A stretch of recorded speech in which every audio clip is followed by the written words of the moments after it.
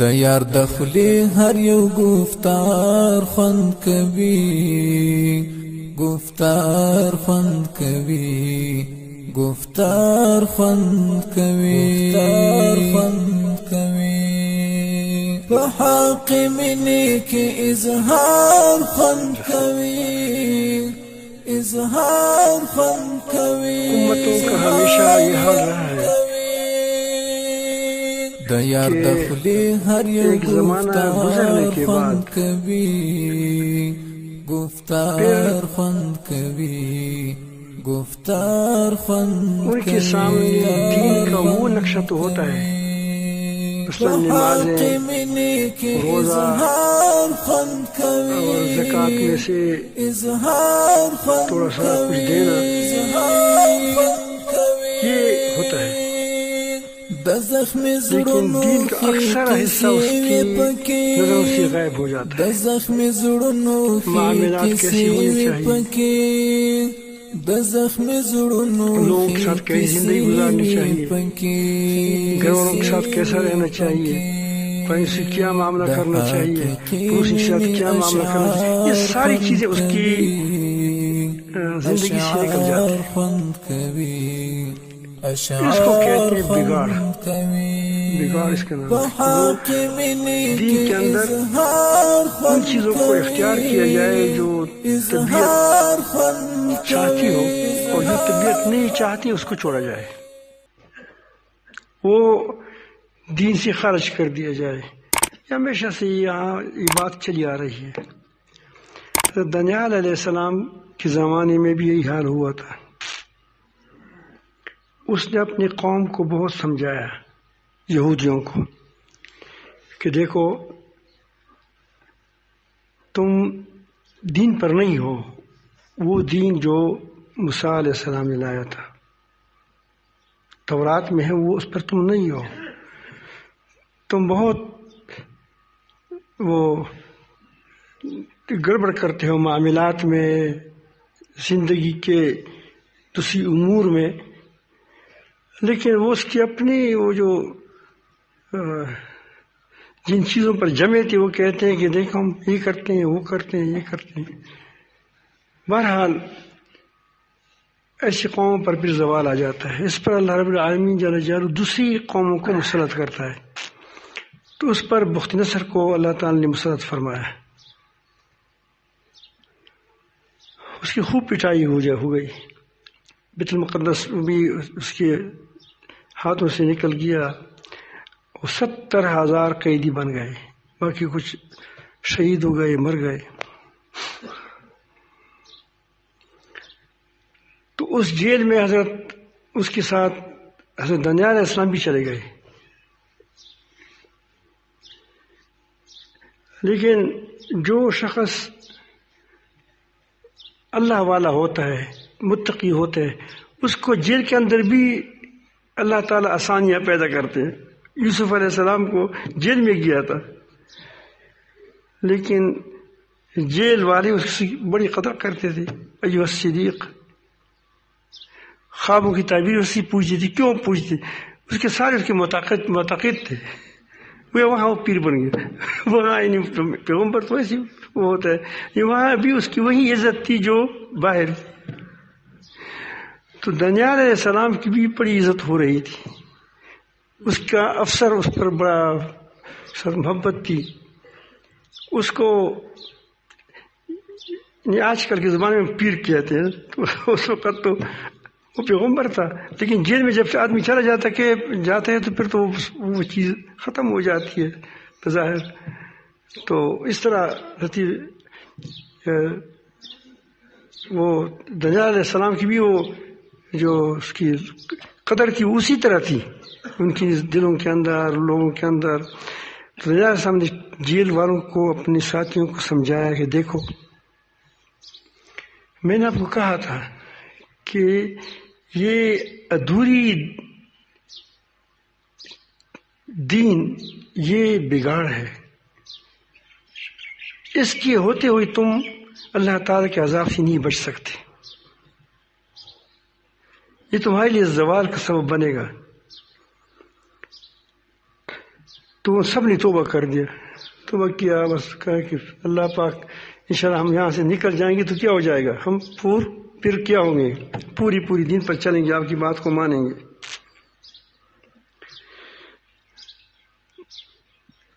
تو بس ذکر شروع ہو گیا، اللہ اللہ ہو گیا، شروع ہو گیا، اللہ کی طرف متوجہ ہو گئے۔ اللہ رب العالمین جل جلالہ جب کوئی کام، کوئی بات، کوئی امر نافذ کرتا ہے تو اس کے لیے پہلے سے اسباب بھی بناتے ہیں۔ تو دانیال نصر نے خواب دیکھ لیا، اور خواب سے وہ جب اٹھا تو بہت گھبرایا ہوا تھا، اور خواب بھی بھول گیا تھا۔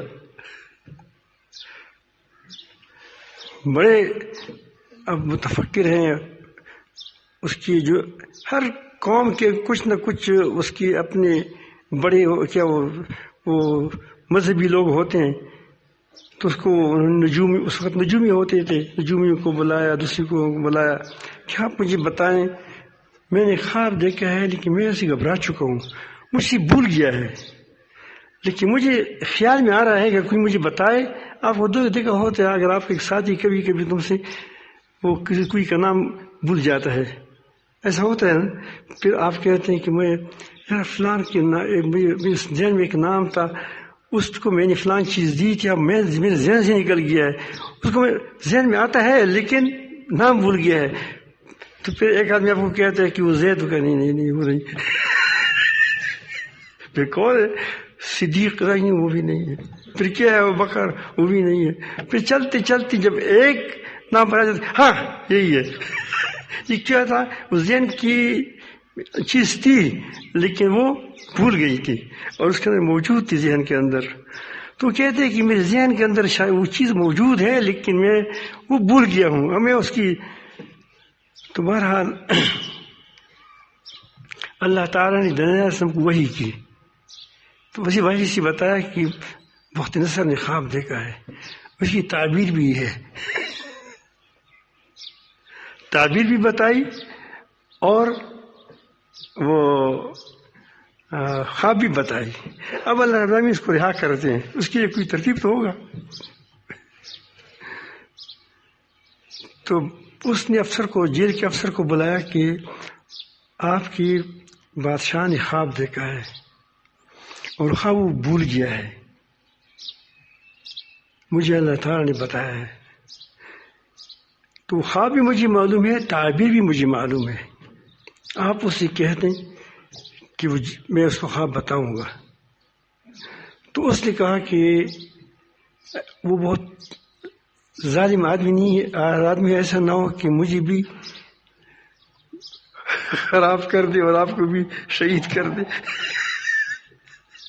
اس نے کہا کہ نہیں، بے فکر رہو، لیکن اس کا چونکہ اعتماد تھا تو بادشاہ کے پاس ڈرتے ڈرتے گیا، پہلے لوگوں سے پوچھا کوئی بادشاہ نے خواب دیکھا، انہوں نے کہا کہ خواب دیکھے، بڑا پریشان بھی ہے وہ، تھوڑا سا حوصلہ ہوا کہ ہم کچھ بات ہو رہی ہے۔ تو بادشاہ کے پاس گئے، ڈرتے ڈرتے کہا کہ آپ نے کچھ خواب دیکھا ہے؟ آپ نے کہا کہ ہاں۔ کہا کیسا خواب؟ نے کہا بھول گیا۔ انہوں نے کہا کہ ہمارے جیل کے اندر ایک وہ ہے بزرگ شخصیت ہے، اس نے مجھے بتایا کہ ایسا ایسا اس کی خواب اس نے دیکھا ہے بادشاہ نے۔ تو اس نے کہا کہ اللہ لاؤ اس کو، اس کے کپڑے، شاہی کپڑے پہنائے اور بگی کر دی، اور بڑی جیسا جو بادشاہ زادوں کی دھوم دھام کے ساتھ لایا۔ تو اس نے سامنے سجدہ نہیں کیا،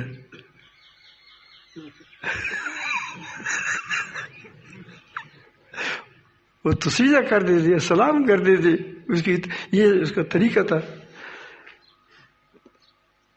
تو دانیال علیہ السلام کو، بادشاہ کو بڑا غصہ آیا کہ ایک جیلی، پھر غلام، اب تو غلام میں آئے تھے، جیل میں آئے تھے، اب یہ اس نے ہمارے سامنے سر بھی نہیں جھکایا۔ لیکن اس کو آدمی مقصد کا غلام ہوتا ہے، مقصد کا غلام ہوتا ہے۔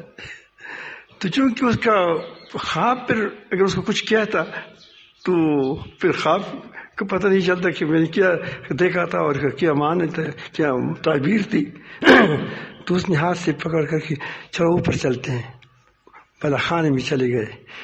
پہلے تو گلہ کر دیا، شکوہ کر دیا کہ تو نے مجھے سجدہ نہیں کیا. اب انبیاء علیہ السلام بڑی ذہین ہوتے ہیں. اب اگر اس کو کہو کہ خدا نے کہا، اب وہ دراصل یہ پھر اس کو بعض باتیں ایسی ہوتی ہیں کہ بادشاہوں کو کہیں تو اس کو بھینس کو بین بجانا ہوتا ہے. بھینس کو بین بجائے تو کیا سمجھتی ہے بیچارے.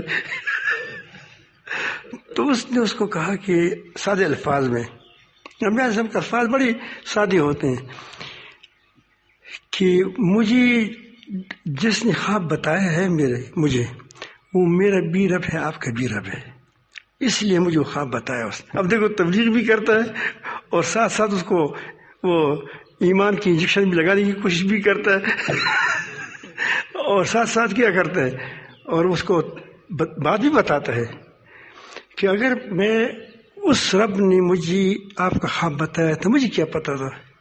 آپ کا خواب جو مجھے بتایا اسی لیے بتایا کہ وہ میرا رب ہے، آپ کا بھی رب ہے، تو آپ سے بھی معلوم، آپ کا پتہ بھی ہے، مجھے میرا پتہ بھی اس کو ہے. وہ دوسروں کی وہ کہتے کہ میرے سوا جس کو کوئی سجدہ کیا ہے حرام ہے، جو میرے سوا کسی کو سجدہ کرے گا وہ اس کا دوست نہیں رہتا، وہ دشمن ہو جاتا ہے اس کا. تو اگر میں تجھے سجدہ کرتا تو میں اس رب کے ساتھ کیا، اس کے ساتھ میرا وہ تعلق ختم ہو جاتا. جب تعلق ختم ہو جاتا تو تم نے خواب دیکھا ہے، تم بھول گیا ہے، میں تو خواب دیکھا بھی نہیں ہے. بالکل بہت اچھا کیا، بہت اچھا کیا. اپنے لیے وہ کہ میرا کام خراب ہوتا. تو نے کہا ہاں خواب بتاؤ. اس نے کہا ہاں میں خواب بتاتا ہوں. آپ نے خواب دیکھا کہ ایک بہت بڑا بت ہے، بہت بڑا، وہ اس نے پوری دنیا کو بھر دیا ہے، نہیں اس پورے آسمان تک. اس کا سر سونے کا ہے اور سینہ اس کی چاندی کا ہے، پیٹ پیتل کا ہے، نیچے نیچے جاتی لوہا آ گیا نیچے. بالکل ایسا خواب تھا. اس لیے تو ڈر گیا تھا کہ وہ کوئی چیز میں دیکھی ہے. اسی طرح تھا بالکل. اس نے کہا پھر آسمان سے ایک پتھر آیا. بالکل وہی تھا. پھر پتھر اس کے سر پر لگا، بت پر، وہ پورا کا پورا بالکل ریزہ ریزہ ہو گیا. پھر اس نے کہا کہ پھر ایسا ہوا کہ پھر وہ پتھر بڑھتا بڑھتا بڑھتا اس نے پوری دنیا کو پر کر دیا. اس نے کہا کہ یہی خواب تھا. اس نے کہا تعبیر کیا ہے. اس نے کہا کہ بت یہ دنیا میں مختلف ممالک ہیں. عراق ہے مثلا، یہ سونا ہے. کیا ہے اس وقت واقعی عراق میں ہمیشہ یہ نمرود وغیرہ وغیرہ یہ بڑے یہ لوگ گزرے ہیں، اور یہ بڑا مالدار علاقہ ہے، اور وہاں بھی وہاں سونا نکل آئے گا. وہ آخر تو وہاں سونے کی کہانی ہے، تو وہ سونا ہے. باقی فلان چاندی ہے، فلان ملک فلان، جیسے پوری بات بتائی. اور اوپر سے جو پتھر آیا تھا وہ آخری پیغمبر آئے گا، قرآن کتاب آئے گی، آخری کتاب آئے گی. جب آخری کتاب آئے گی تو پھر سب کچھ ختم ہو جائے گا، ساری مذہب مٹ جائیں گی، ساری وہ مالک ختم ہو جائیں گے. پھر وہ بڑھتے بڑھتے بڑھتے بڑھتے پھر وہ پوری دنیا پر حاوی ہو جائے گا. اس کے اور بھی آپ نے دیکھا نیا سے جو پیشن گوئیاں ہیں ابھی تک لوگ اس کو نکل کرتے ہیں، یہ وہی پیشن گوئیاں چلتی ہے. تو اس نے بکایا بہت اچھا. پھر اس نے اس کو رہا کر دیا، قوم کو بھی رہا کر دیا. پھر اس نے ترقی کی اسی. تو میں عرض کر رہا تھا کہ تقوی ادھوری نہیں ہوتی، تقوی دین تو ہم ادھورا کر لیتے ہیں، لیکن تقویٰ کیا ہے؟ ادھوری نہیں ہوتی۔ اگر ہم متقی بن جائے اور پوری دین پر عمل کرنا شروع کر جائیں تو اللہ تعالیٰ مسلمان کو پھر وہی عزت دے گا جو پہلے ایک موقع پر دیا تھا کہ پوری دنیا پر وہ کیا تھے، وہ پھیل گئے تھے، بلکہ اس سے بھی زیادہ دے گا، کیونکہ اب دنیا کیا ہو گئی تھی۔ اب پہلی دنیا بہت تھوڑا سا درمیان میں فرق تھا، اب ایک ہو گئی ہے، بالکل ایک ہو گئی ہے۔ اس پیشنگوئیوں کے مطابق کہ دنیا سکڑ جائے گی، زمین سکڑ جائے گی، وہ سکڑ گئی ہے۔ اس کی پیشنگوئی کے مطابق کہ وہ زمانہ قریب ہو جائے گا، زمانہ قریب ہو رہا ہے۔ اب دیکھ رہے ہیں منٹوں، جو کام سال میں ہوتے تھے وہ منٹوں میں ہو جاتے، کتنا قریب ہو گیا۔ ایک بار کام سال میں ہوتا ہے اور وہ ایک کیا ہوتا ہے، وہ 1 منٹ میں ہو جاتا ہے۔ یہ کتاب جو لوگ لکھتے ہیں، اس سے پہلے کتاب یہ خط لکھتے تھے، 1000 جلدوں میں بھی 100 جلدوں میں بھی تفسیر آئی ہیں، تو 100 جلدوں میں تفسیر کتنی عمر میں لکھی جائے گی؟ آپ مجھے بتائیں۔ کم از کم 5-6 سال میں لگتے ہیں، اب 1 منٹ میں اس کے ڈاؤن لوڈ جاتے ہیں 1 منٹ میں۔ کتنا زمانہ قریب ہو گیا، کتنا وقت، تھوڑے وقت میں زیادہ کام ہونے لگے۔ تو اب ایسا وقت ہے کہ اگر ہم نے واقعی قدم اٹھایا تو جس طرح تیز رفتاری سے زمانہ چل رہا ہے تو اس طرح کیا ہو جائے گا، آپ کا کام بھی پڑک کے چلا جائے گا انشاءاللہ۔ لیکن پہلے سے ہم نیت یہ پختہ کریں کہ ہم نے پوری دین کو اپنانا ہے، اس پر چلنا ہے انشاءاللہ۔